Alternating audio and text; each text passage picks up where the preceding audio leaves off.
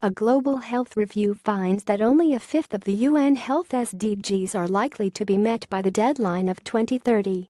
Not a single country, out of nearly 200 reviewed, was on track to meet the United Nations UN target of eliminating new tuberculosis infections by 2030, according to a global health review published on September 13, 2017. At the same time, less than 5% of countries were likely to reach the UN goal of reducing suicides, road deaths and child obesity by that date, and only 7% would likely eliminate new HIV infections. Overall, only a fifth of 37 health-related targets set under the UN Sustainable Development Goals (SDGs), adopted in 2015, are likely to be met, said the review carried by the Lancet Medical Journal. A number of targets remained out of reach for most countries, the authors wrote. Under the review, funded by the Bill and Melinda Gates Foundation, more than 2,500 researchers from around the world scored the health progress of 188 countries and projected their trajectory to 2030.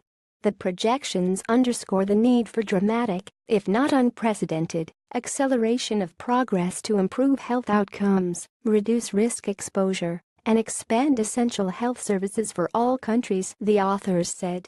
The team found considerable inequality between projections for rich and poor countries. High-income countries were forecast to meet 38% of the UN's health-related targets, compared to 3% for low-income states. They were also not dealing with the same problems. Poor countries fared poorly on maternal mortality, child stunting, malaria and environmental risks, which affects rich nations less.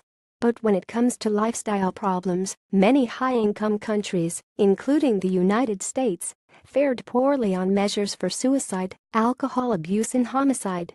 China improving, U.S. not looking to the future, the review said efforts to eradicate malaria and reduce deaths of infants and pregnant women were among the most promising, with more than 60% of countries projected to meet UN goals for all three.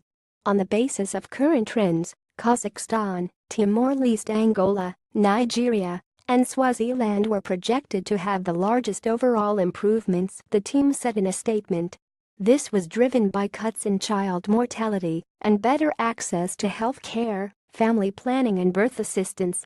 Countries expected to lose ground, considering trends for child obesity and alcohol abuse, included Sri Lanka, Venezuela, Serbia, and Ukraine. The report named China and Cambodia among middle and low-income countries deserving of recognition for improving their citizens' lives. The same countries, along with Rwanda, Equatorial Guinea, Laos, and Turkey, recorded the biggest improvements in universal healthcare between 2000 and 2016, which translated into better vaccine coverage, as well as fewer child deaths and malaria infections. The U.S., on the other hand, joined Lesotho and the Central African Republic among countries showing minimal improvement in universal healthcare, said the team. This is a controversial topic in the U.S., where U.S. President Donald Trump's administration is seeking to undo former President Barack Obama's expansion of healthcare coverage. Singapore, Iceland and Sweden were the best-performing countries in terms of health-related SDGs, according to the review. Somalia, the Central African Republic and Afghanistan ranked lowest. The U.S. was rated 24th overall with poor marks for suicide, child sex abuse, alcohol abuse and homicide, while China ranked 74th with low scores for air pollution, road injuries, poisoning, and smoking. India was at number 127 with poor performance on air pollution, sanitation and acute childhood malnutrition.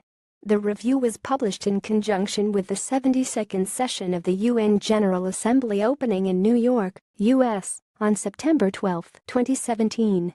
AFP Relax News.